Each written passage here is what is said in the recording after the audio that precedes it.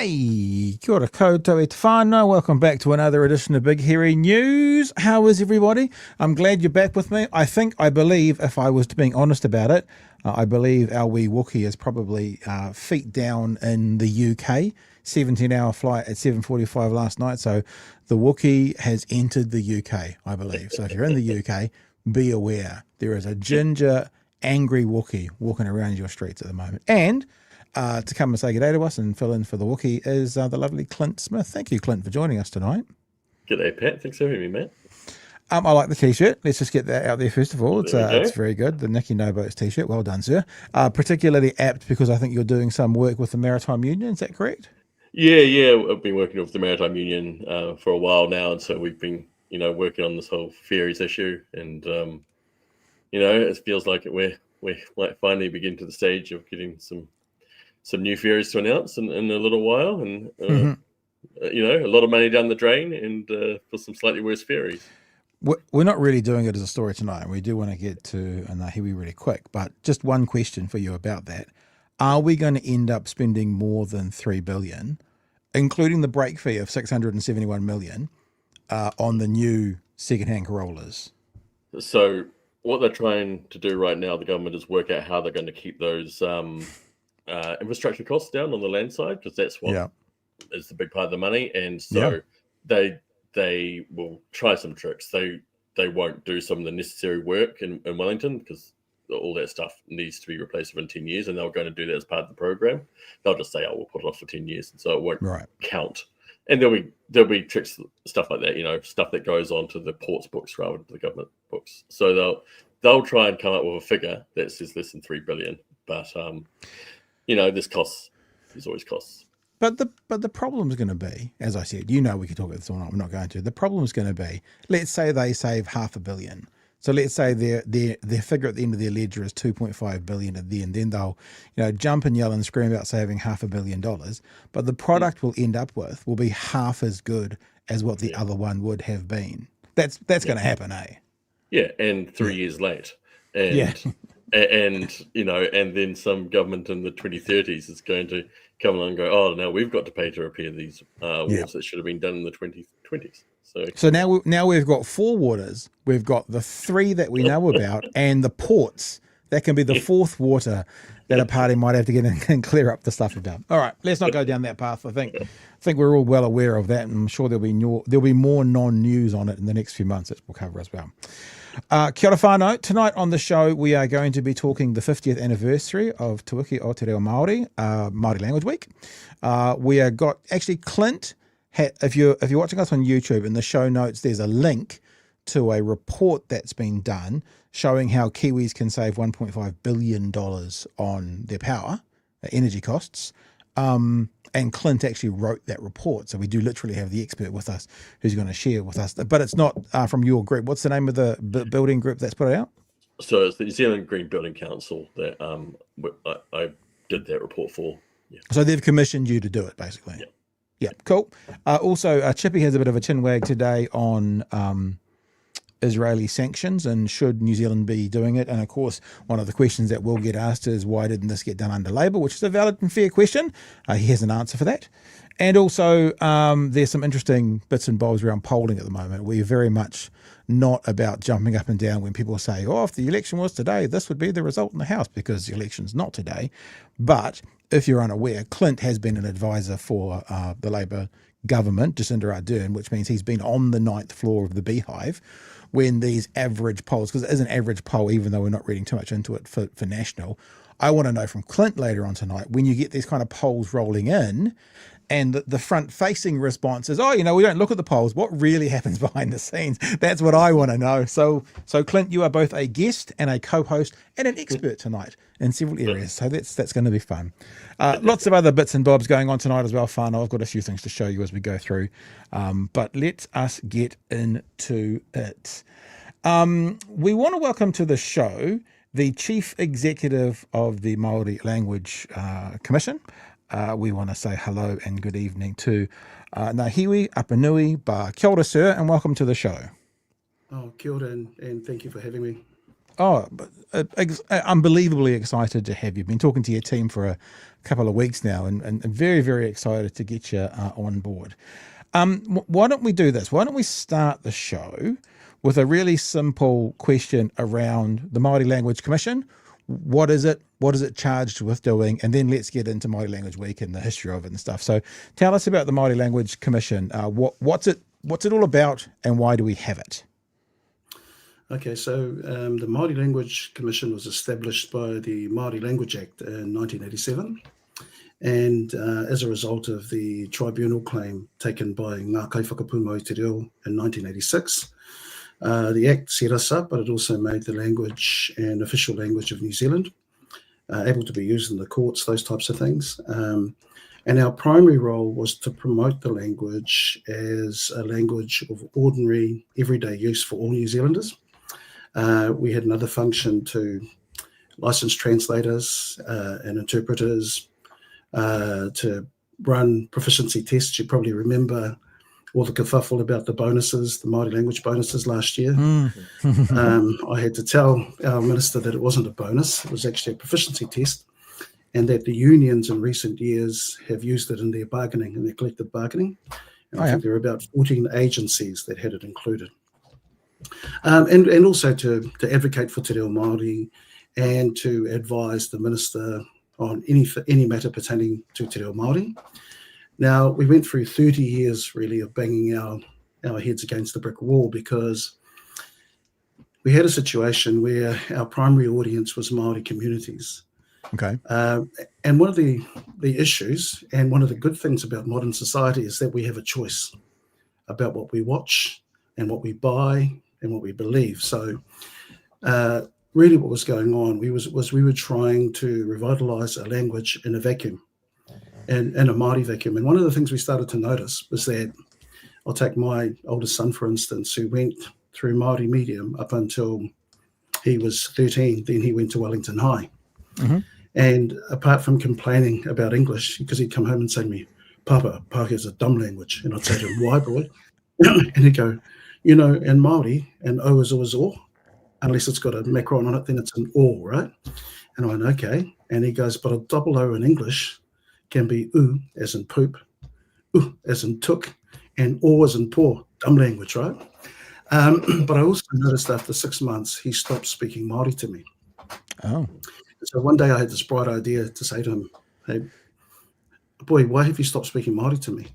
And he turned around and said, "Papa, all the cool songs are in English, and nobody speaks Māori on TV, and when they do, they mispronounce the language." And I had to think about that for a couple of days, and I realised what he was saying is, you know, there's a reason why Māori wanted to be Rastas in the 80s, right? And there are all these 90s kids with names like Ja Rasta and things like that. And it was because that was the cool black identity, right?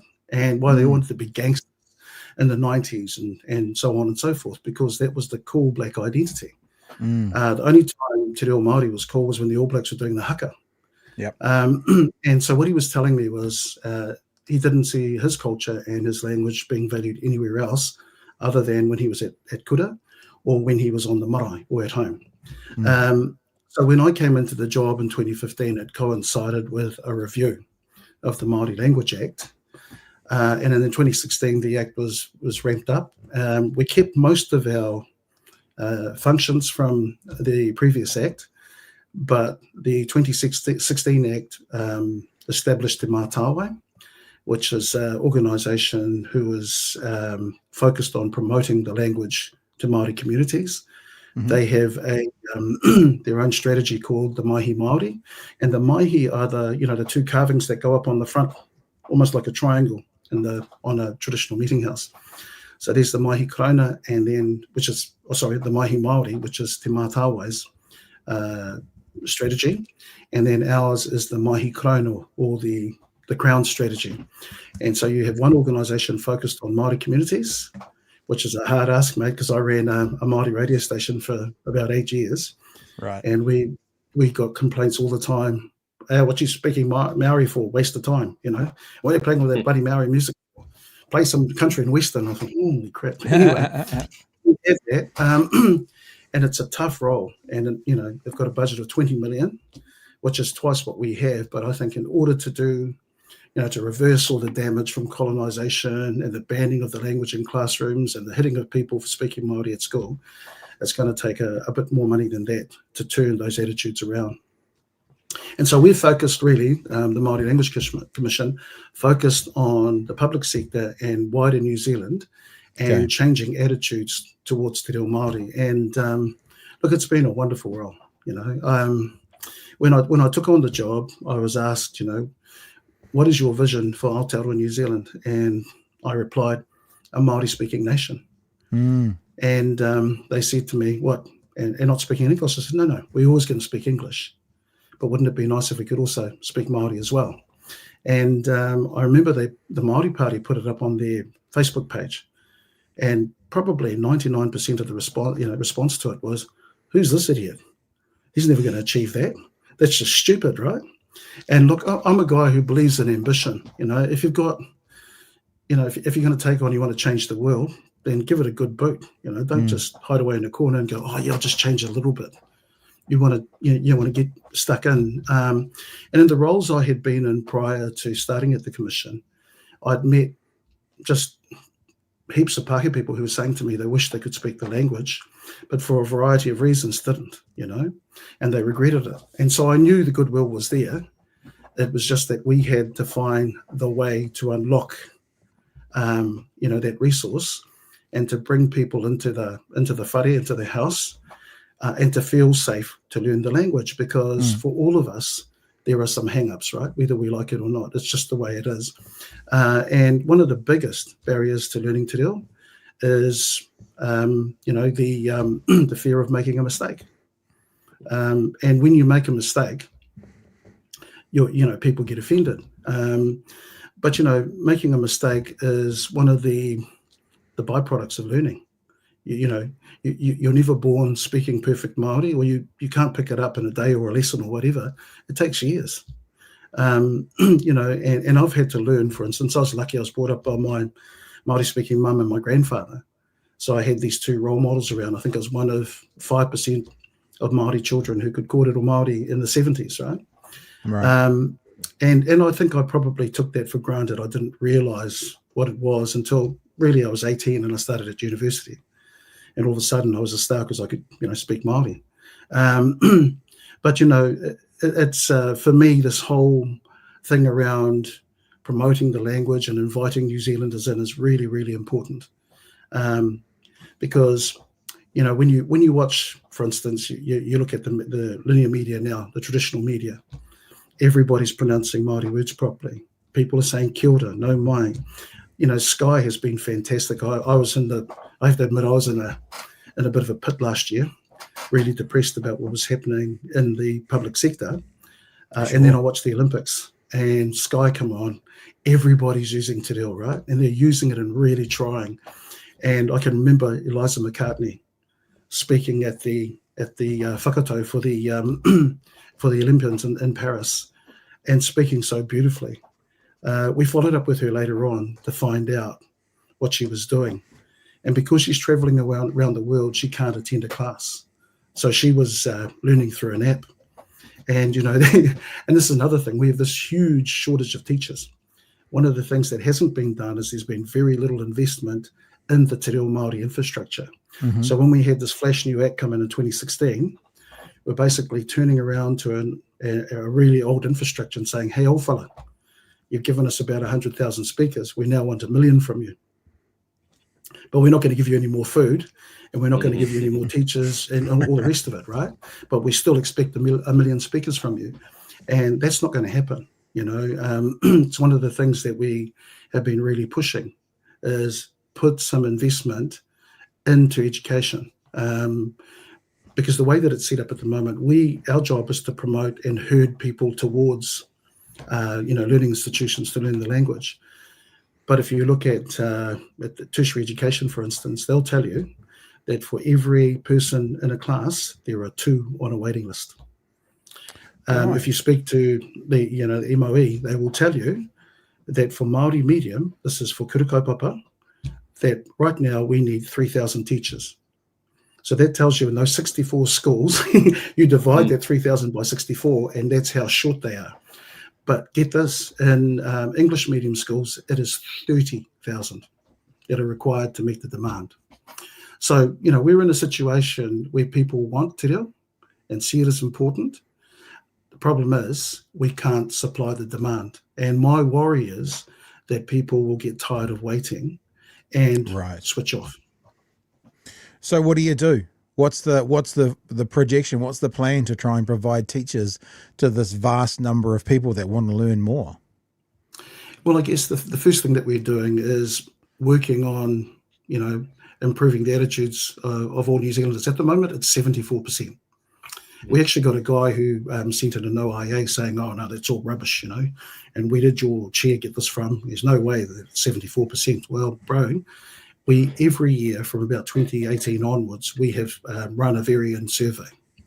And I reckon our variance survey is way more accurate than any polling, any political poll. And, it's been steady on 73, 74% for the last 5 years of New Zealanders. And it's a 1,400 person poll, right? It's not good example, yeah. Me and a couple of the cuzzies making things up. It's actually, it's actually a poll that we run every year, 1,400 people, and from that poll, we're able to see that. I mean, we know things like, for instance, 18% of 26 to 18-year-olds say they can speak te reo fairly well, which is a bit of a flip around from when I was a kid, right? Where all the old people spoke Māori, and all the young ones were told, no, momo noho te reo Māori, bro. Kare koe whiwhi mahi te reo Māori. Waste of time speaking Māori, you won't get a job. The irony of that particular statement to me was every job I've had, apart from a couple of student jobs and cleaning jobs, have been because I speak Māori.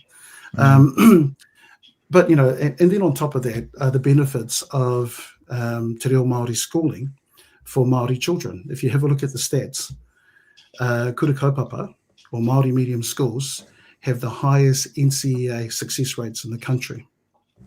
At level 1, it's about 10%. Level 2, it's about 12%. Level 3, I think it's about 12% as well, above the national average. So, what you're turning out are not just kids who achieve at school, but they're kids who are going to go on to university. And look, when I was at university, I was in a class with a guy called Malcolm McKinnon, History 101. And during the class, he asked 2 questions before he started throwing all these grenades around so we'd all start fighting, right? He said, okay, how many of you believe there's a ruling class? And I watched to see if one of my mates who knew it but put her hand up, and she put her hand up, so I put mine up. And then he says, well, how many of you believe that Māori have been well treated in post-colonial New Zealand? And I waited to see who put her hand up, and she didn't, so I left mine down. And then he started these almighty scraps. There's like about 300 or 400 of us in this lecture theatre, right? It was brilliant. I loved it. It was better than watching a scrap in the local pub, right? And so as we're about to leave, he said, hold on. He said, okay, hold on. He says, those 2 questions I ask you. He says, first of all, if you believe that Māori have been well treated in post-colonial New Zealand, I haven't done my job properly. He said, second of all, there's a ruling class. You're all training to be a part of it. And that's when I became aware of my privilege. And it's something I say to my kids all the time. Look, you're not poor little cuzzies from the East Coast or from South Auckland or Porirua. You're bougie, middle-class Māori kids from Crofton Downs. Don't waste your privilege, because your grandmother worked her butt off to get me that education. So look, there's all of the stuff going on, and we know from all the stats that New Zealanders, one, appreciate and love te reo Māori. We know that Māori children who go into kura kaupapa Māori medium do way better, not just than their Māori cohorts in English schools, English language schools, but also in students overall. So it's, I think when you're looking at the answer to pulling Māori people out of their current low socioeconomic status, te reo Māori schooling has to be the way. And look, and since we had the new act in place, we still only have 64 Māori medium schools that can take about 20% of Māori children. Infrastructure again, right? So we think in order to cope with the demand, we'd probably need 3 times as many of those schools as we have at the moment. Wow. Lots of other stuff to talk about, but Clint, why don't you come in, sir? Got any questions or comments for Ngahiwi? Yeah. I was interested to hear you say that the polling shows that acceptance of Te Reo hasn't changed in recent years because, we've seen, at least in the political sphere, some backlash against, the bilingual road signs and the Crown agencies using Te Reo names first. And so it's interesting to hear you say that hasn't arisen from some groundswell of discontent against those policies, that people were just as accepting as they were 5 years ago. So, would you, there's this theory in my circles, in political circles, that the government kind of went too far and too fast on some of that bilingual road signs and the agencies using Te Reo names first. But you would say that's not the case, I'm guessing. Oh, look, it's definitely had an impact on our work. I can't lie there. We had real interest and engagement from public service CEOs, the central agencies. And we've got a group called Te Papakorero, and that group is set up from central agency CEOs and some of the Māori language entities, or all of the Māori language entities, sorry. And prior to the election, the last election, we had a full turnout. But you see, each of these central agencies has a minister that is their board, whereas I have the 6 foot tall Tūhoe woman who comes and gives me a slap every now and then, right? And look, there is no man of Te Reo Māori. The man of Te Reo Māori is a woman, and it's Professor Hipkins, right? And such a privilege and pleasure to work with her. She's a really good boss, looks after me well, and most of all has trusted me to do the job that I've got to do. But, when you look at what happened in the last election, the coalition agreement, a lot of that stuff, the reversal of bilingual signage, putting English names first, that type of thing, they're not consistent with the government's obligation in the Māori Language Act to actively promote Te Reo Māori, right? And I knew groups that wanted to take the government to court, and I knew that they couldn't because there's an escape clause in that particular act that you can't, take legal action against the government. The second thing is we don't have, you remember when they were talking about the Māori language bonuses and they were talking about the government workforce policy statement. Now, that particular policy statement commits governments to do particular things in particular areas. We have no Māori language policy. So it's really, really hard for my chief commissioner, my chair, to hold the government to account because there is no policy. And that policy has to be bipartisan. It can't be just the Labour Party or a National or whatever. It has to be bipartisan. Everybody has to agree. That way, no matter which government comes in, they're bound by that policy statement. Yeah. And it's one of the biggest pieces, of work in front of us. But look, just to end it off, the big thing is that what happens in the public sector doesn't necessarily reflect what's happening in the community. And what we're seeing is the stats around how the community feels about Te Reo Māori are still trending upwards. And which is where we've had the focus, right? We've moved away from a focus on the public sector.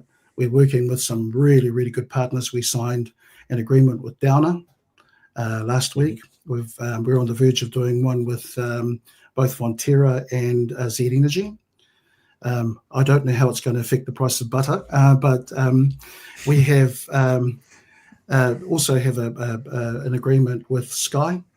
And look, these agencies are coming on, and what I've noticed is that, or these businesses, sorry, are coming on, and what I've noticed is that just about all of them are helmed by women. And somebody asked me once, why is that? And I says, well, when you're a dude, you try to control everything, right? You want to be the biggest, baddest dog on the block. And if you can't control the narrative, you're not going to be the biggest, baddest dog on the block, right? But women are so used to facilitating opportunity for others, like my mother did for me, that they don't mind being vulnerable. That's my theory anyway, but I've noticed that when I'm dealing with people like Sophie Maloney, Nikki Nicole from the New Zealand Olympic Committee, all these women who are not frightened at all to engage with Te Reo Māori. But, like I said before, that the appetite in the community is still there, and that's where we've focused in the last 2 years. Just another quick question. I was recently doing some work for a NGO here in Wellington who is really trying to embrace te reo and te Māori in their whole way of doing things. Really put me to shame, actually, in my lack of te reo. And I had that, like you're saying, the shame and the fear of making mistakes, whereas everyone else could, do their mihi and te reo and stuff. And I was too nervous to do it. But it was interesting to see how they're working in te reo words into their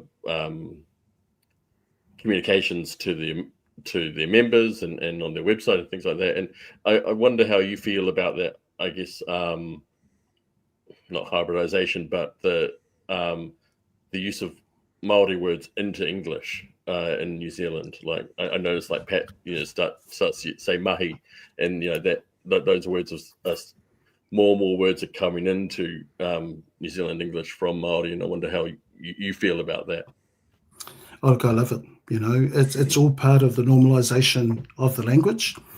I was talking with Dame Heniwehi Mohi the other day, and she says, "Hey, bro, it's Māori music that keeps topping the charts in New Zealand now. Everybody wants to do songs in Māori, right?" And when I was with a band called Aotearoa back in the 1980s, trying to compete with Madonna and everybody else, right? We were radicals, and but now it's something that people love to do. But I think this whole thing, the New Zealand vernacular, right, including Māori words, is for me, it's all part of the normalization process. Māori, the music that Heniwehi and her organisation are putting together, that's another part of it. And music, Bob Marley said, one thing about the music, when it hits you, feel no pain, right?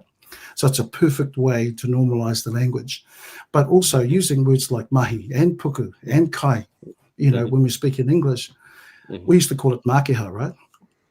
Māori Pākehā, makeha. That's a t-shirt. That's a t-shirt. There you go, makeha, right?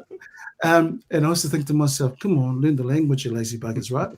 But the more that I've been in this role and the more that I've looked at the evidence, people have to start somewhere. And look, bro, you're right to be nervous about doing a mihi, right?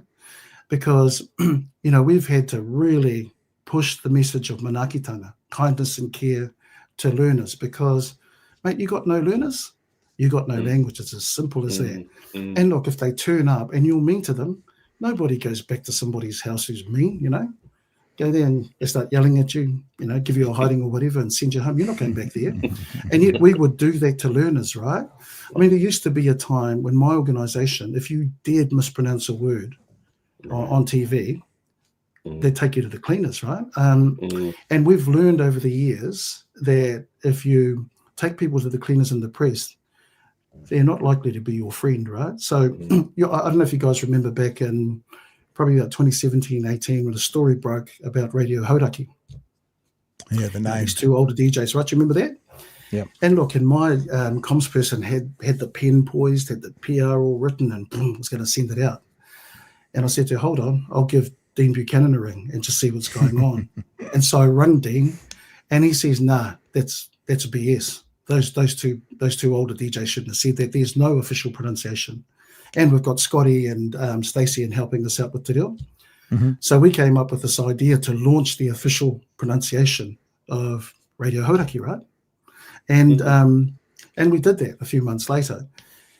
But we also gained some new friends, right? And in this kind of, and I won't call it a war or even a struggle, What and this thing that we're doing in this movement, it's really about bringing more people in, but it is a movement that is accepting of difference. I mean, one of the things in the Tiki, for instance, when we developed that, we went to Varian again in 2017 and said, can you run some online focus groups? Because, when you have in-person focus groups, you get a smart ass like me, dominating the kōrero, and that's, and all the data is kind of dodgy, right? But online, people are really, really honest, as you guys have both probably found out.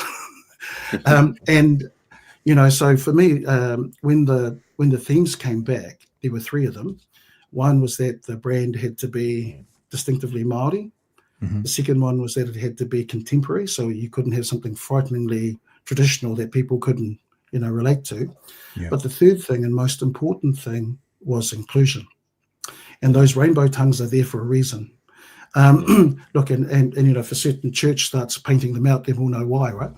But for me, that is the strength of that brand. It's what softens it. It's, it says to all our rainbow kids, hey man, Te Reo Māori's for you.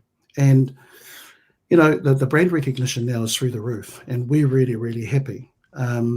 But, once again, people have something to identify with Te Reo Māori, and the public appetite. I mean, we've been selling the merchandise through the warehouse for 2 years now, and we did that because the warehouse is a New Zealand business, and secondly, because they can sell them at an affordable price, whereas I think we were getting up there in terms of how much it was costing us to buy them and give them away. And the best thing is we get a royalty back for it, but it's not a lot, but it's enough to, to keep an FTE or two going. But look, all of the stuff is about bringing people in and making them feel safe to learn. And also talking to teachers and saying, you need to realize that people from all sorts of backgrounds are coming in here. Some of them, I think I've spoken to about 4 or 5 non-binary people who get really upset because they don't want she or he, they want they. And I think to myself, wow, the pronouns in Māori are pretty limited, right? I mean, ia for it, him or her or they, So, I can't understand what the problem is. But for me, those people feel uncomfortable because who they are is not being accepted. And it needs to be accepted. It's not being woke. It's about respecting people. So, trying to get that across and, saying to teachers, you need to understand who your learners are and really, really factor that into your teaching and make them feel safe to be in your class. And it's been one of the big messages we've had to push out to more proficient speakers of the language too. With my own partner, for instance, she's been learning since she was 17. And early on in our relationship, she'd say something like, "Oh, kei te haere au ki te toa, ki te hokona, he kai." And I'd turn into, Mr. Professor and say, well, my darling, you can't pacify a verb in a secondary clause like that. And all I could see written all over her face was, oh, piss off, And so I learned to find ways to support her that didn't annoy her, right? And didn't take away her mana. And these are the things I think that have been taken on by a lot of people who would say, the reason you can't speak Māori is because you're lazy. Well, actually, no, bro. The reason just about the whole country couldn't speak Māori was because the government banned it from the classroom. It was government policy. It was not about being lazy. And if you spoke it at school, you got a hiding. Yeah. I mean, I got a few things to chuck in now and some questions and stuff, but I first of all wanted just to remind people of the tiki you're talking about, because it's a pretty amazing design. You were referencing today on like mainstream television. For people who know what we do, I've got a really interesting podcast with Ollie Olsen from the podcast is not from the 1980s. I was going to say from the 1980s. Ollie lives just down the way, and he tells some really interesting stories in this about how he sort of had to explain to his television producers and stuff why using Māori on television in the 1980s was a good idea. So he was a bit of a pioneer in it. And I think what I might do is I might start re-releasing some of these, because this was like 4 years ago, but some really interesting stories about the people who were at the pointy end of it back then. The other thing I wanted to ask you about, and you kind of mentioned it a couple of times, you've said, you haven't quite said the government side doesn't matter because we're getting uptake amongst the people. I've done a bunch of research, and people who watch this podcast will be sick of me talking about this, as to how other countries deal with their Indigenous language when they're a majority English-speaking country. So last year we had Osan Llewellyn on, who was the Welsh Language Commissioner. And we found out from him, because it was the time where as Clint was saying, road signs and department names were being all changed. And it's very clear in Wales, even though the majority of Welsh people speak English first, Wales is a secondary language, but it is your Indigenous language, that in legislation and road signs and things like that, Welsh has to be first. It's in legislation, and then English second. Welsh has to be at the very least the same size font, so it can't be lesser than as the English one. And it sounds like what I figured out afterwards, and I don't mean to be like, I'm probably going to say this in too blunt of a way, because I had a bit of a look around the world, and those places around the world that are colonized but are still to now being a predominantly Pākehā white culture, but if their Indigenous language is also seen as white, like it's not an Indigenous language like Welsh or Scottish or Irish, everyone's behind it, everyone supports it, and the governments are all Welsh first. In those colonized countries that are now predominantly European, predominantly English-speaking, Indigenous language has fewer speakers, it's the opposite. When the Indigenous language could be seen as non-European, as brown, for want of a better word. And there's a strange thing going on that, that when you look at Australia, North America, New Zealand, these places where we have an Indigenous language we're really proud of, that the government of our countries still, I was going to say dehumanize it, that's the wrong word. They lessen it. Whereas in the opposite, where it's European and European, they advance it. And I think we saw that really clearly last year with this government. And I was just going to throw you the ball, Ngahiwi, and see what you think of that, if anything. Yeah, well, it's really interesting, because you have a situation where there's a coalition agreement that, where the things like putting, agency names last was written into that agreement. And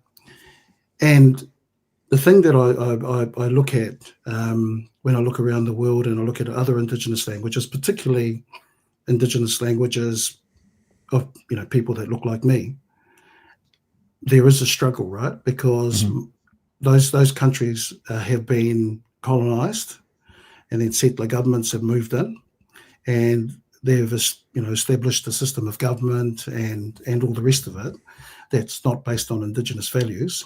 And Indigenous people, because of their colonization process, because of things like the Spanish flu, measles, all that type of stuff, are now a minority in their own country. The one thing about the Welsh and the Irish is they are not minorities in their country. Mm-hmm. So they don't have to consistently convince the majority population about the value of their language, because they are the majority population. They look the same. They may not have the majority language, but they look the same. So in other words, Indigenous speakers in Ireland look like non-Indigenous speakers in Ireland, whereas the opposite can be said in places like New Zealand, Australia. So there is an othering immediately. Yeah, and look, for us, when one of our values, our that underpin our approach, we have that manaakitanga, kindness and care, but the other one is what we call inclusion, or whakawhanaungatanga, to make people your family. And look, with the Kazis, it's easy. I'm related to just about every Māori in New Zealand. I think we've only been here for 1,000 years, and related to just about every other person from the Pacific, because I think one of the things that Māori people forget is that our whakapapa extends back beyond our tribal ancestor. So Poraurangi, for instance, of Ngāti Porou, who is my 12th great-grandfather, well, there were generations before him, right, that go back over 4,000 years back into Taiwan, where the DNA says we came from. Mm-hmm. And if you meet the Indigenous people that we are descended from, the Amish people, they look just like us. They're just little, that's all. There's some big brown boys roaming around. And that's really, really important, because 80% of the Indigenous Pacific DNA comes from Southeast Asia. And when I was a kid, the other kids would get smart to me as they do and say, "Oh, you're black," and I'll say, "Oh, bro, you're brainy as, right? Man, you're clever. You've worked that one out." And the second one would be, "Oh, you've got Chinese eyes." Well, now that I know the story, I'm not surprised, right? And look, and I'm proud of that connection, because, I'm the result of a 4,000-year journey from Taiwan to Aotearoa, New Zealand. And it's the greatest feat of navigation ever in human history, with no technology, just knowledge of the stars and the environment. And I'm incredibly proud of that. But it's that whakapapa that goes, not just back into the Pacific, but all the way back into Southeast Asia. And, when I was at university, I used to try and talk to my cousins and say, hey, do you know that the parent language for all Pacific languages is Malay? Oh, I'm not an Asian. Oh, yeah, kazi, you are, right? Words like, for instance, telinga in Malay, taringa in Māori, ear, ikan in Malay, ika in Māori. The word for instance, for 10 in Malay is sepulu. In Samoan, it's sefulu. In Māori, it's ngahuru, but they mean the same thing, right? And so that's really, really important, that whakapapa. And we tend to, or some of us tend to forget about it. And so when I'm looking at this whole thing around inclusion, right, I'm looking for commonalities. And so with Māori, it's, oh yeah, you're Māori, it's your language, you learn it, right? It's fairly easy. And we will help you to get over your fear and your shame of making a mistake. With people from the islands, look, there is one language of the Pacific and we all speak a dialect of it. The youngest dialect of that language is Te Reo Māori. And, I can say in Māori, my name is Ngahiwi Apanui Ba. Ko tōku ingoa, ko Ngahiwi Apanui Ba. In Samoan, listen to the similarity, o lo ingoa, o Ngahiwi Apanui Ba. So, we were in Samoa in May, me and my partner, and I was talking to this kaumātua there. And I said to him, hey, bro, you should listen to what we did to your language. And he cracked up laughing, right? We've changed all the L's into R and all the V's into W's, right? And it's wonderful to look back at that whakapapa and then to talk to the people, the Indigenous people from Taiwan who visited the Commission in 2018 about those similarities as well. But to also see the triangles, the niho taniwha, right? The monster teeth or the dragon teeth. So, those commonalities are easy. But then we turn to, our Pākehā brothers and sisters. Now, look, I'm 5% Irish, 15% English, even though you would struggle to believe it, right? And look, and the funny thing is, 4% German as well, according to the DNA test on Ancestry. And very, very proud of all of those things. But, look, we've been looking, okay, what are the things that connect all New Zealanders together? And when we went back through our history, we were the first in the world to give women the votes. First to recognise, actually, that women are actually the cleverer, more empathetic species, right? Then we were one of the first nations to legalise same-sex marriage, right? But we are the only country in the developed world to have an ongoing commission of inquiry into breaches of the Treaty of Waitangi. They tried to have a policy unit in Australia, right? An advisory policy unit, and they got voted down. They don't have it in Canada or America, and they never will because there's just too much at stake. Not only that, our country has settled claims with iwi. And so from that, we came up with this thing that New Zealanders are generally about doing the right thing. And that is our connection to other New Zealanders. We know, for instance, that most people who work, if they're anything like I was, 5 years ago when I had all the kids at home, you get up at 6:45 in the morning and you go to wake your reluctant darlings up, right? And there's always one of them going, I want to go to school, right? And then you get that one reluctantly to the breakfast table at about 8, try to shove some food down their face, try to give them, lunch. And then a minute before they're due to be at school, you get them there, and then you've got to go to work. You go through your day, and at 5 o'clock, you go and pick your little darlings up again, and it starts again, right? And at 8:30 after they've gone to bed, you're sitting there 2 minutes away from ending it all, right?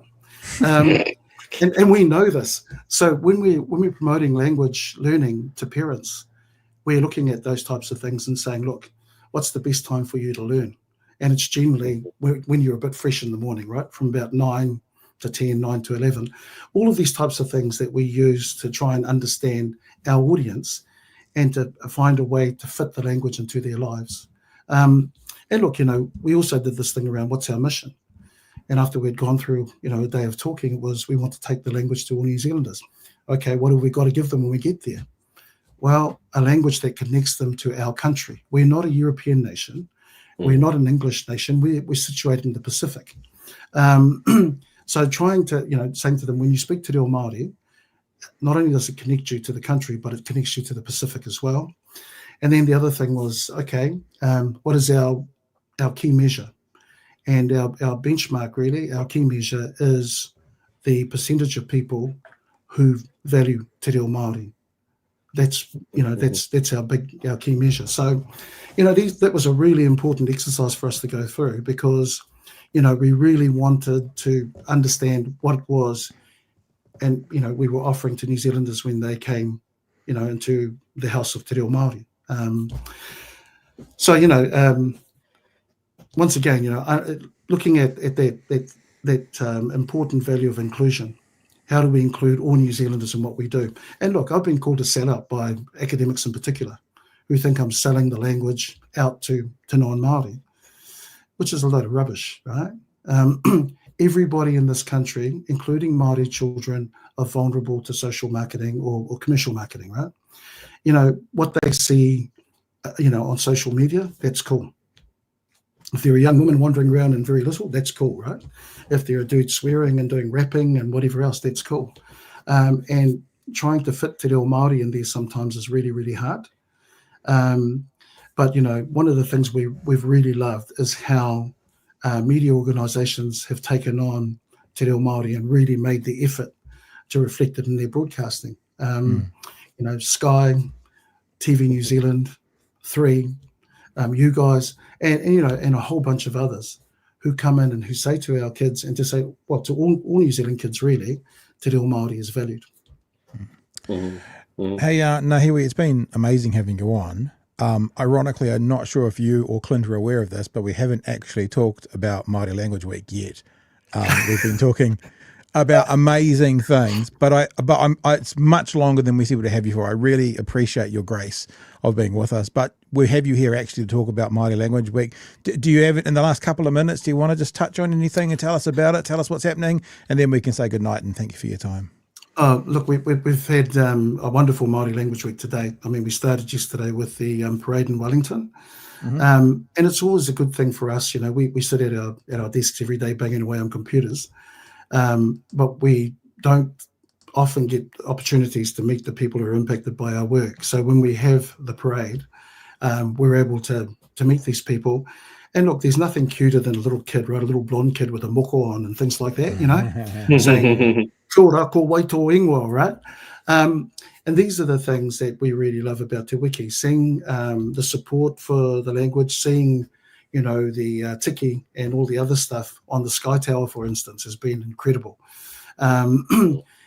Watching people try. I mean, look, we watched the weatherman on the 6 o'clock news do his weather bilingually. Now, this guy's obviously, he didn't grow up in Aotearoa, he grew up in England, but he's given it a shot, right? And those are the types of things I really like, because, giving it a go really is what it's about at the moment. We're in a stage of normalization, but Te Wiki is our Māori Language Week is our shop window, when we get to put all the goodies out there and everybody gets an opportunity to put their foot in the water and see whether they want to go for a swim, right?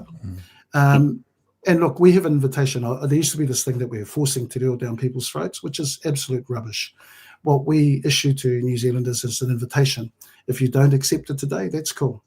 You might be back tomorrow, the following week, next month, next year. Whenever you make that decision to learn Te Reo, we'll be here to support you to do that. I was going to say one last thing, and it's not actually this year, but I can remember last year in Māori Language Week, going to the drive-through at McDonald's, and they had a welcome in Māori first before they said, "Do you want fries with that?" But all I could think, and I said this last year, I was like, why isn't this not every week? This just feels like, what's the difference about going to New Zealand's McDonald's versus Australia and America and South Africa? One is you can get a Kiwi burger sometimes, and two is we could use Te Reo more at McDonald's, replace McDonald's with any other business name you want. And it doesn't have to be just a, 7 days a year kind of initiative. It could be an every time initiative, because it was awesome. No, I agree. And look, that's one of the things we're trying to do, is to get people to extend it out, and say, look, say kia ora. They're 2 words, but they mean a lot to people. Or say kia ora, no mai haere mai. And it's what I really enjoy now about, watching sport on Sky, is that they do that. No mai haere mai ki o tautahi. I think Tony Johnson's an absolute hero.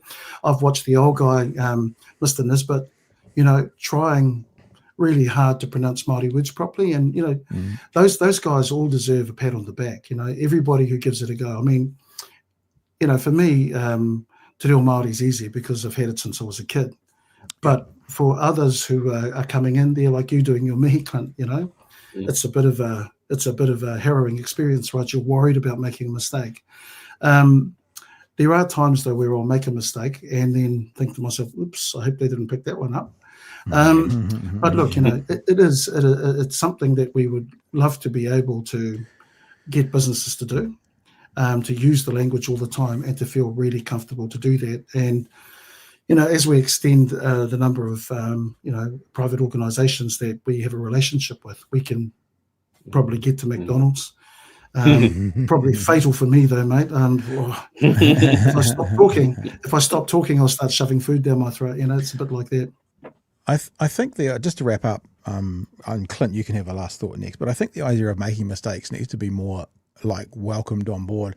Like, I know some of us understand when we should use the word less versus fewer, or when we should use the word Clint and I or Clint and me, whether we should say the word ask or arcs. We hear that every day. And only the real bastards go, it's actually fewer, it's not less. So we make these mistakes all the time in English. So to be too precious about making a mistake in a language you're learning, I think needs to be something our pride needs to get over, because no one speaks perfect language X, Te Reo, English, Japanese. Everyone makes mistakes, even people who have spoken that language their whole lives. And if we accept that and we accept those mistakes are going to happen, maybe it'll be easier for us to pick it up and be not scared of them. Yeah. Clint, do you want to say anything at the end, Clint? I just wanted to say, when I came back from spending some time in Europe, being back in Aotearoa, it really hit me that what makes New Zealand special is Te Reo Māori and the Māori people. Otherwise it's a bunch of white guys, or that we're all over the world. This is what makes New Zealand unique, and it's something that we should all embrace. And like I remember my old man.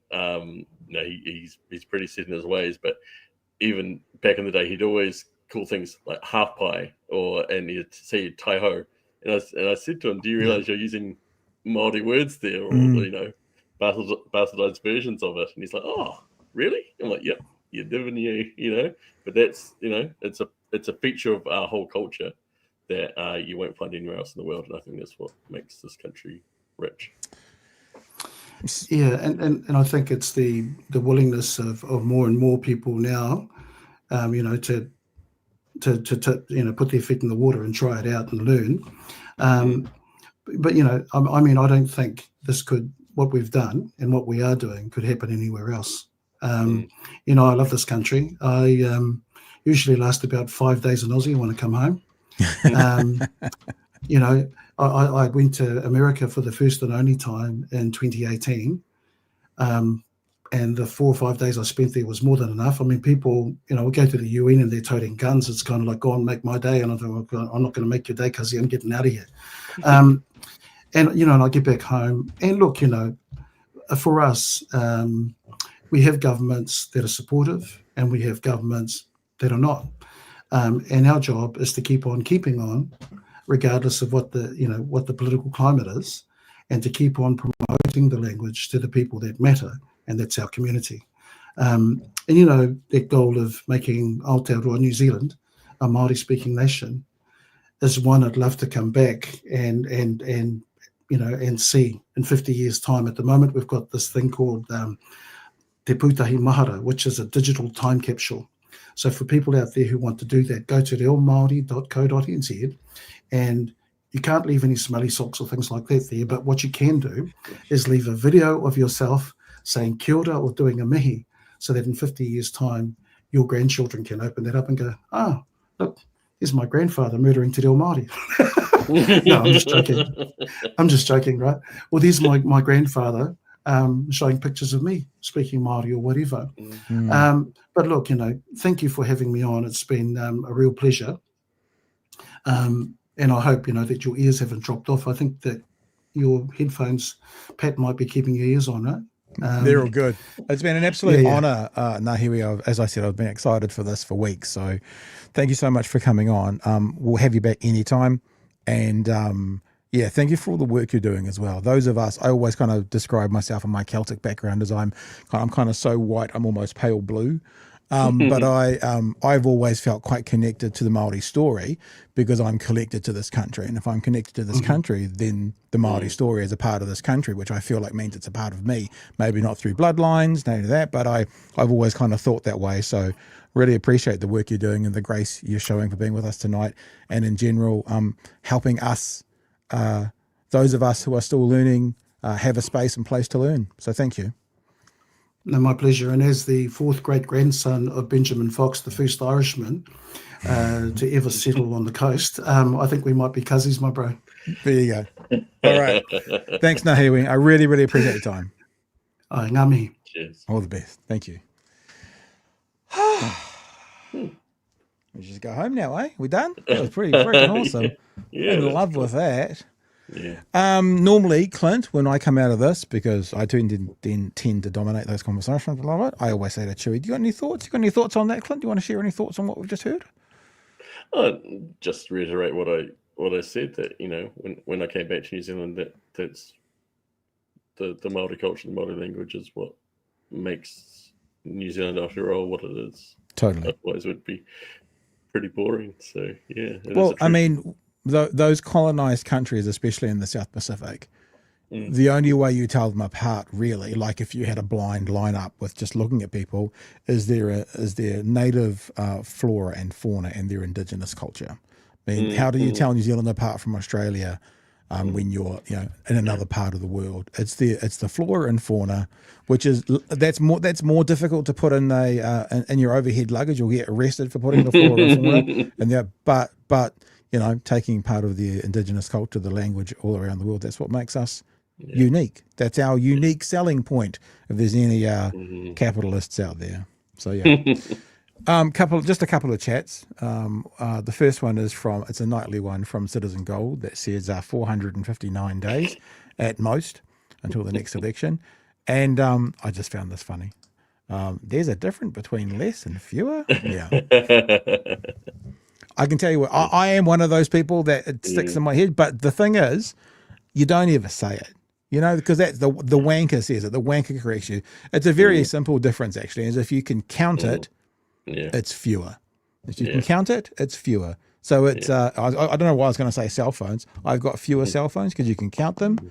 I've got less love for you, Clint, because you can't count love. No, you don't. No, I don't. The funny thing, of course, all those rules were kind of invented in the 19th century by academics to make themselves feel good and elite. It's like all the weird spellings of silent B's and stuff that was all put in to show that they knew it was a Latin root and all these things. So it's we don't need to worry about those too much. But we do that. I agree with you. I mean, like I didn't manage to finish my Te Reo course this year because it was a 28-hour-a-week course, and I just I'm doing 60 hours a week on this. It just wasn't possible.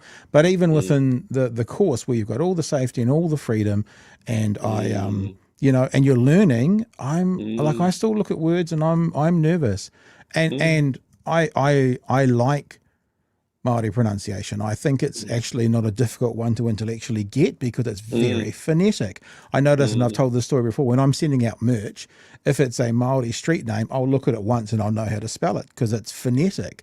If I look at an English, I'll go, has it got 2 L's or one? And I have to look back. So I like the phonetic nature of it. And be able to break it up and sound it out. So yeah. Anyway, that was cool, man. To be fair, whānau, you'll be aware that if you're not aware, you'll probably be able to guess that wasn't anywhere near the length we were originally going to talk. It was going to be our normal kind of finish by 1:30. So what I've done, and I don't know if I've told you this, Clint, or not, but I'm telling the whānau this, because we're getting guests coming in and hosting with us, I'm making a determination that the cutoff at the latest is 10:30. Because this is not Chewie, Magenta, or Ems who wants to rock up and do a 2-hour show. So the latest shows we're going to do whilst we've got guest hosts on is 10:30. So we've teased 4 stories. If we don't get to all 4 stories, that's why. It's to respect our guests, to respect our guest hosts, and to not keep, because, Clint's got a real job he's got to get to tomorrow. It's not like us losers who just do this. No, I love being on, mate. Yeah. So in saying that, why don't we just jump into, because if we're going to drop one, we'll drop the polls tonight. I'm not saying we are going to drop it yet. We'll see how it's go. But let's jump into the Chippy and the sanctions on Israel one, because it's only a 2-minute clip. We might actually do these 4 stories in half an hour, because there's not a lot of footage to see. It's more conversational. So on breakfast this morning, Chippy was asked a question around Gaza. What about Gaza? What do you think about Gaza? What's happening with Gaza? And also what's happening with Israel and sanctionings of Israel? Because obviously it's easy to sit in opposition and go, you guys should do this. It's a fair question to go, why didn't you do that?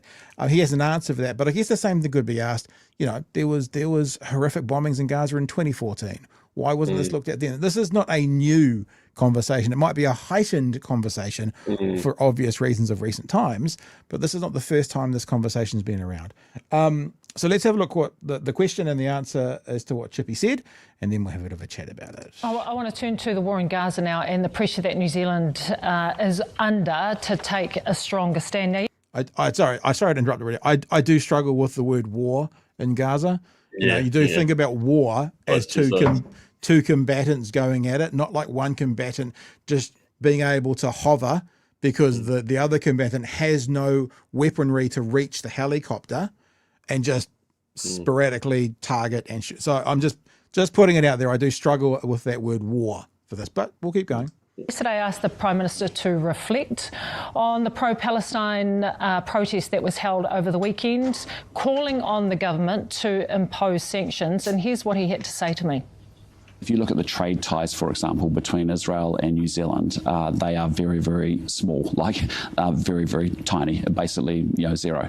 I get that if you're a big international country and you have a big trading relationship with Israel, that's certainly that's certainly a route forward. So basically what he's saying is, if you make too much money off Israel, you probably can't sanction. We're going to set our morality, countries set their morality based on their income from said location. That's what he's saying. So I guess what he's saying is, but we don't make much, so, we can sanction them maybe.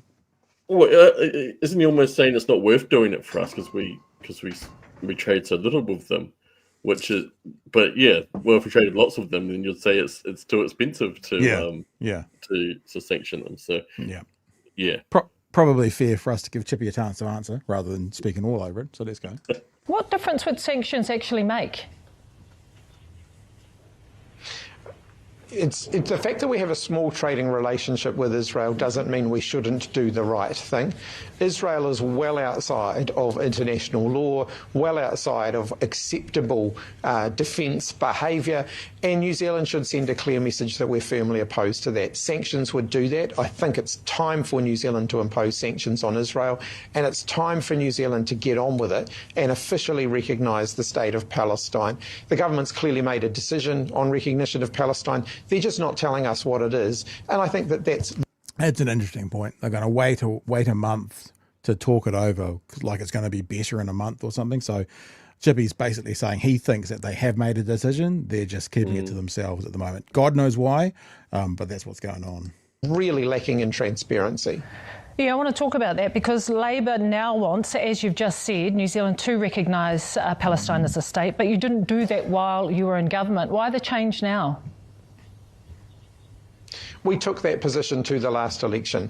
A re-elected Labor government would have officially recognised Palestine as a state. One of the reasons that it didn't happen during my time as Prime Minister was Hamas's attack on Israel. That slowed things down. I think we can see now that Israel's response to that is totally disproportionate and totally outside of international law. So there you go. I don't know that. I don't recall that. Don't know if you do, Clint, that they had a policy that they were going to recognise it. There is still a conversation, because I think probably all of us, most of us are on board with that. That doesn't mean there's also not a conversation to be had about what about Hamas, because there is a conversation to be had about legitimising their sovereignty, which they should do. But that means that Hamas gets some legitimacy in that. So there's still a conversation to be had. But Chippy's basically saying, elect us. If these guys don't do it, we will. And we took that into the last election. And yeah, I think that Luxon's not going to be able to avoid it for much longer. There's going to be recognition, and it's likely there could be sanctions. Any thoughts, Clint? Yeah, I think there are some senior ministers who are very pro-Israel. You see Chris Bishop's one, hasn't said a word about any of the atrocities being committed in Gaza, but someone sprays something that could be construed as anti-Israel, and and he's all over it on social media about this dreadful graffiti.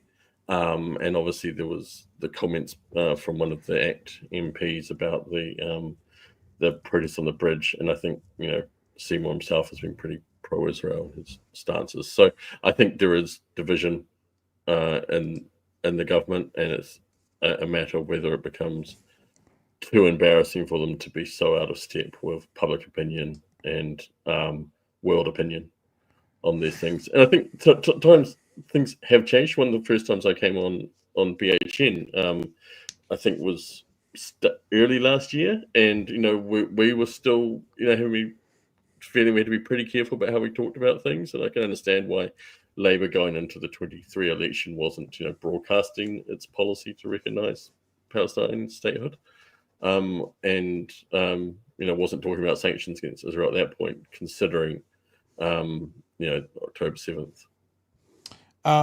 It was interesting. We played the footage last night from the march over the weekend in Auckland, and Carmel Sepuloni was there. I don't know. I don't think Chippy was there, but Labour had a presence there, and we asked the question last night. I wonder if Carmel's time at the march was in her personal capacity or professional capacity, or it could be in her personal capacity, but still the professional side of it agrees with them. And it sounds like what Chippy's saying is not saying that Carmel was there professionally, but the Labour Party is certainly on board with that.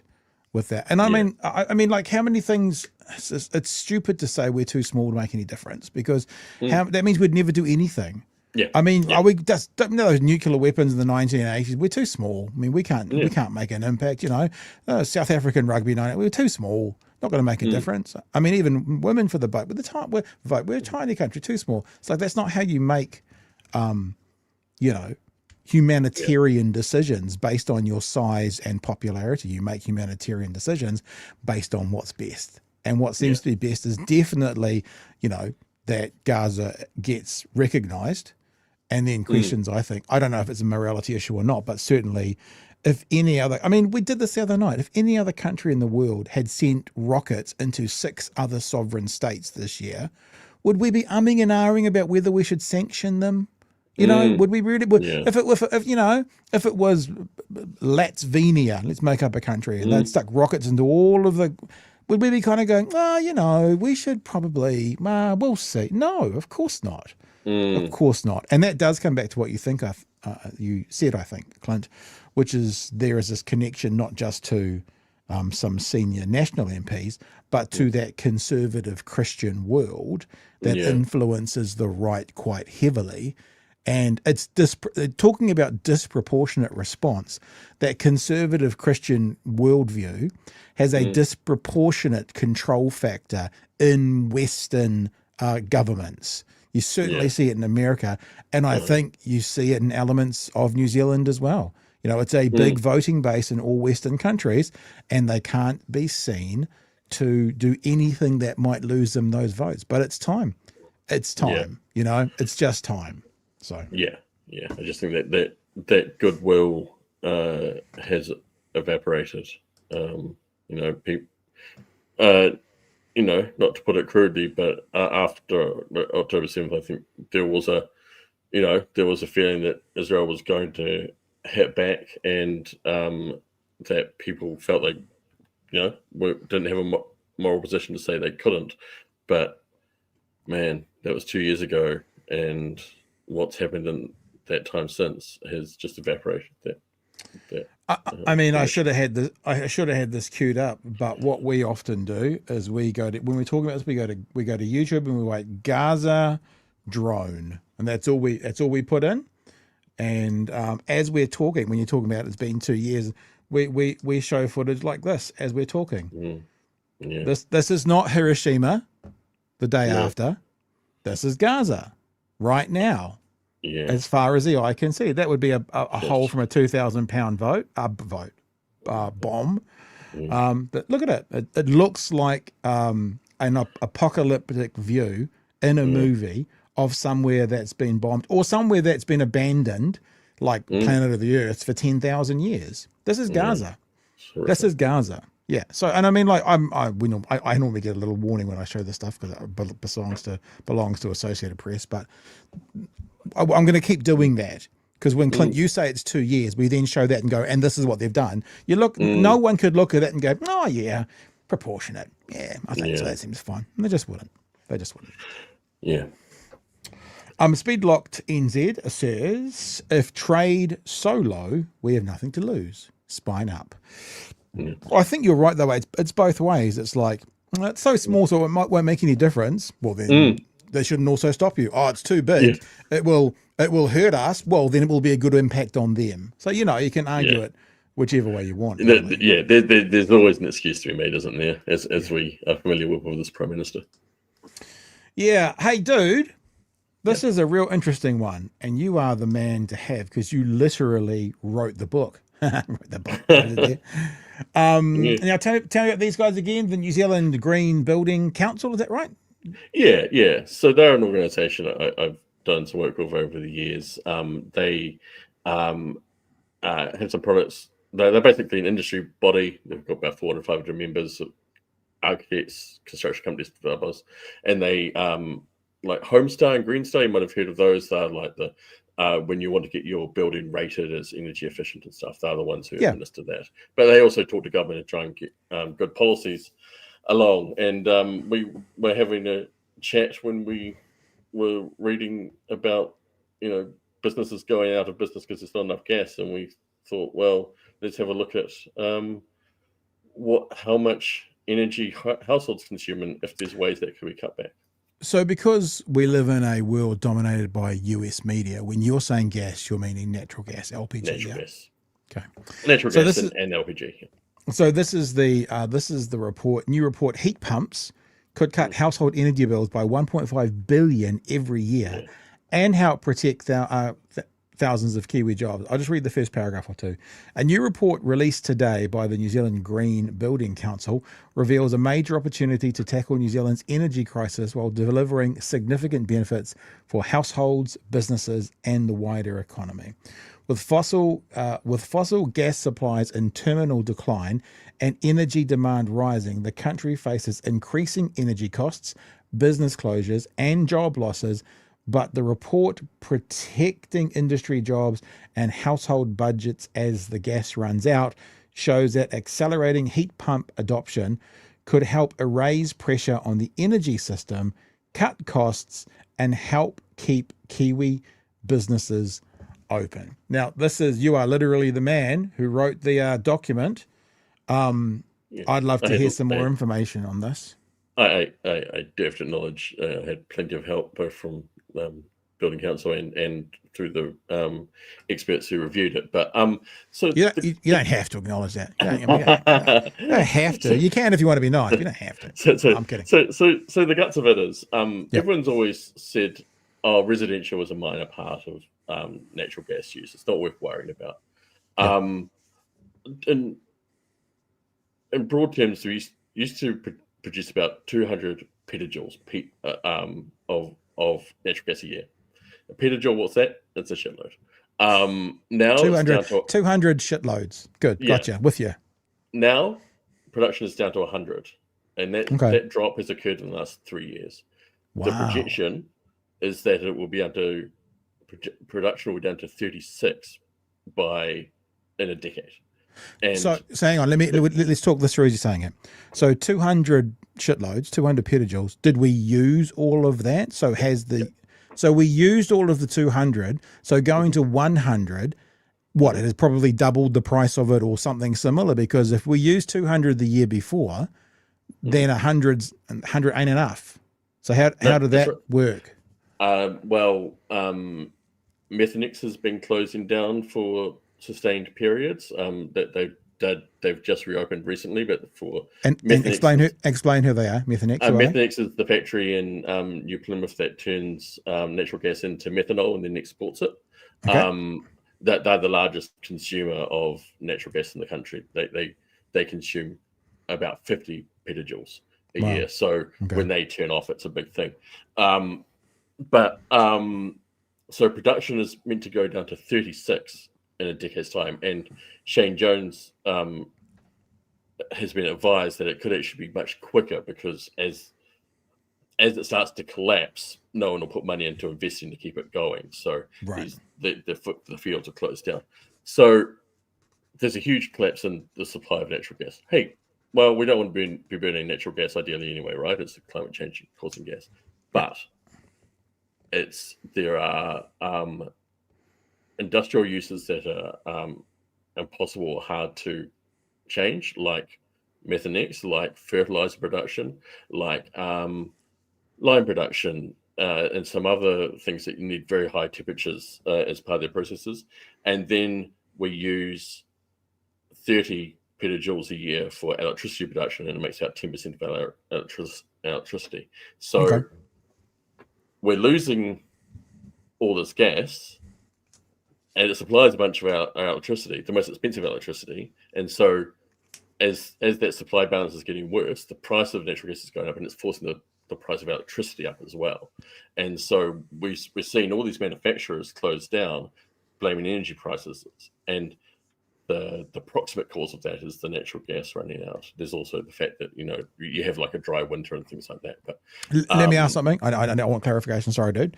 We use 30 petajoules for our energy usage, like what we're doing. Does that mean the stuff that comes to the house that heats our water, or does that mean the stuff that goes to an electrical company that they then turn into our electricity with, or is it both? So 30 petajoules just for the electricity. Households and commercial buildings, and this is what the paper's mainly about, use about 20 petajoules, and most of that is on space heating, so keeping your house warm, and water heating. And so what we did is, because everyone used to say, who cares, it's only 10 petajoules. Well, 10 petajoules might not be much when you're reducing 200, but it's a lot when you're reducing 36. Yeah. So we looked at it, and we looked not just at residential, but also these commercial buildings.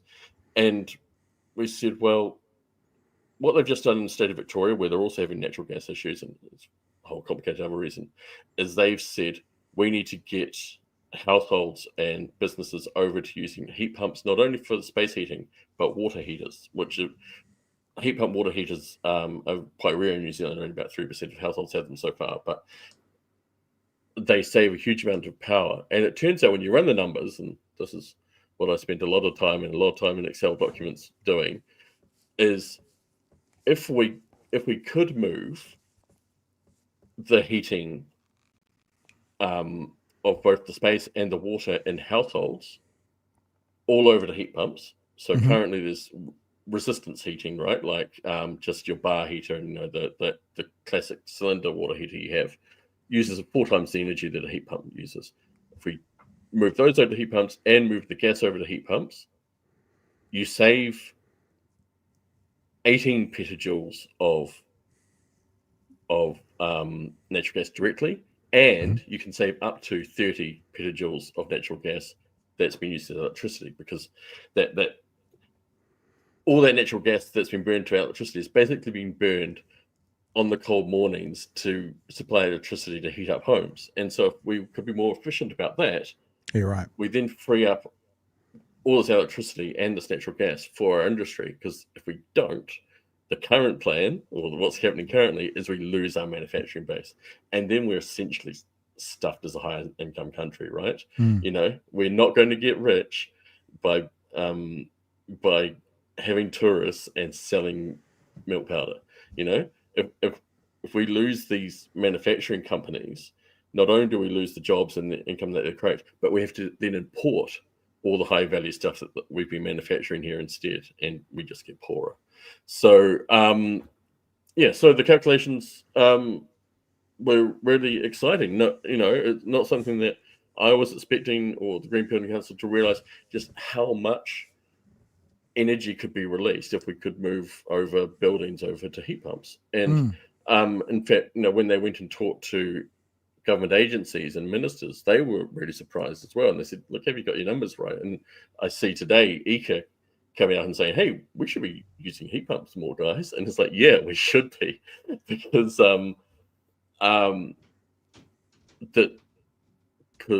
we can either reduce our household demand for these things, or we can lose our manufacturing base. That's the binary choice here, and I don't want to lose our manufacturing base. So I guess the big question is then, let's say that everything that's been suggested goes into place, and we move off gas for home consumption and onto heat pumps. Is there then any modelling for that? Is that a way to do that with government grants, or what happens then? So you do need to help people, right? Like what the state of Victoria and Aussie is doing is they're saying you won't be able to buy a gas heater or a gas water cylinder, and so when your one needs replacing, you'll have to buy a heat pump. But they're also saying we're going to help you with that capital cost, and it's a bit like the clean car discount that we used to have for EVs, right? So it's a recognition that yes, there's upfront capital cost here, but it's actually going to save you money in the long run. And the calculations, as you mentioned at the start, $1.5 billion a year for households in savings on gas and savings on electricity if we did this conversion. But, and I'm sure the comments are full of this at the moment, heat pumps are expensive. Hot water heat pumps cost more than a resistance electric heat pump. Hot water cylinder. So, yeah, government does need to come to the party and help drive that change. And it's not going to be free, but neither is letting our manufacturing base close down or subsidizing electricity companies to have giant piles of coal sitting around for these dry winters when we need the electricity. So there are no free options here, but the one that's best for the environment, sustainable in terms of, doesn't run us out of this gas resource and actually saves on costs in the long run, is moving over to heat pumps. And so, I think it's quite an exciting, report, and I was really happy.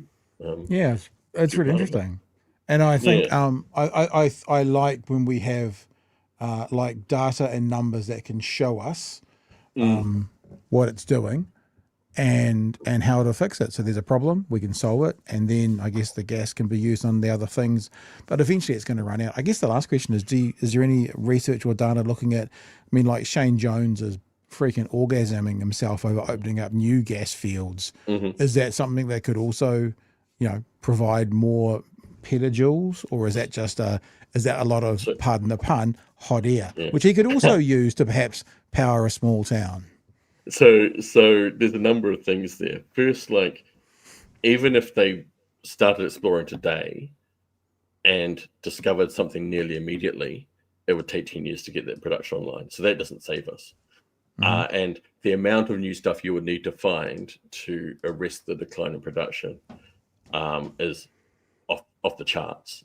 It's just not going to happen. Secondly, like, I know a guy who was involved in the whole gas exploration stuff in the 2010s, and he said, we looked and we really thought we were going to find stuff in the Great South Basin. Turned out the scientists had made a mistake in their calculations. They dug down, there was nothing there, and we'd spent hundreds of millions of dollars on it. So no one's going to come back to New Zealand with the billions were poured into exploration in the 2000s and 2010s, and nothing was found. Companies are not going to come back and take that gamble here with that poor track record, and with the prospect that a future government might let them drill anyway. So that's the other thing, that the next government might just say, oh, by the way, we're cancelling all these contracts. So thanks for your time. Now we're cancelling them. And so pinning your hopes on gas discoveries it's not a strategy. It's prayer. Hey, I think we're going to leave it there, Clint, because we are coming up with that 10:30 time period. Sure. So we did have, I had a bunch of little things to talk about as well, including A lovely death threat I got today on Twitter, which was fantastic. That's all. Yeah. Go to my Twitter feed if you want to see what that is. Fun about someone sending me a reminder that I do the same job as Charlie Kirk with a pistol in the thing. So that was charming. But we'll talk about that tomorrow. Maybe not. I don't know. Hey, thanks for being on tonight, man. It's been a blast. Hey, thanks for having me. It's been great. That was a pretty amazing conversation. Yeah, really cool. I am very, very happy that happened. Is there anything I know that? Sorry, you go, bro. I was going to say thanks for letting me wax lyrical about petajoules. As you can tell, I'm quite excited about it. Yeah, I've got so deep into it. I really I've written a few of these big reports now, and it's really interesting to get into things that deeply. Yeah, you're kind of doing the consulting thing now behind the scenes, not so much in front of the camera or behind the pen. But if people want to find out more about you, or they want to do, they want to connect with Clint, is there anything they can do, or are you basically out of that world now anyway? Yeah, so I mean, it's there on my name. Vector Consulting is my company, and so you can see the reports that I've authored. That the ones that I can sort of say, hey, that was me. On that website and some of the other media stuff, and and I also do comms work for people and government engagement and a bunch of that stuff. But I find these reports really rewarding. Yeah, if I ever get threatened or some kind of lawsuit, I'll come to you as my crisis management. Does that work? Something like that? Is that right? Yeah, we can give that a go, mate. Yeah. Hey, dude, thanks for being with us. It's been an absolute blast. We're going to wrap it there, and let's, I guess, just say good night to the whānau with the favoured song.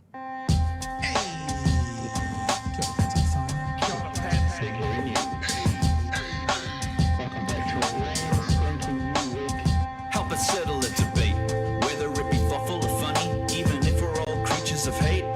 It's a fine line that we're walking together. For better, push aside the temptation to berate.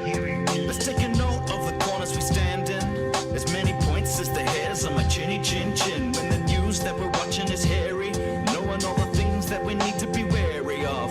Like the rich have their hand out for rewards, while the many have to work out what they can afford. And the rest of us ain't paying attention, or maybe have questions we're too worried to mention. Other media is still dwelling on trivial facts, vetting peas from the rice and the mice from the rats, and picking and choosing a warpath to run, and linking ourselves with the hill to die on. It's gotta come down to a welcoming vibe, with an A and a sub and a higher in mind. All have a lean either this way or that, and will be analyzed by what Chewie and Pat. With the evil in the world trying to mess with your head, and you're sitting on the couch, you're thinking chivalry's dead. Each night, 2 nights, they're gonna sing you to bed. It's big hairy news. All right, team, that's us for tonight. More guest hosts as we go through the next couple of weeks. Tomorrow night we are going to be talking the weekend march will be what we're talking, and we are going to be welcoming to the show from TikTok. Look, we're going to do a double up from TikTok. Bree Elliott will be joining us tomorrow night, and so that will be our guest host tomorrow night, Bree Elliott. Better get back to our, we'll just get everything out of the way and do it all wrong. Oh, no, not that one. Oh, there we go. And we're back again. That was slick. So we'll catch you tomorrow night from 9 p.m. for the next edition of Big Hero News. Thank you, Clint. All the best, dude. See ya.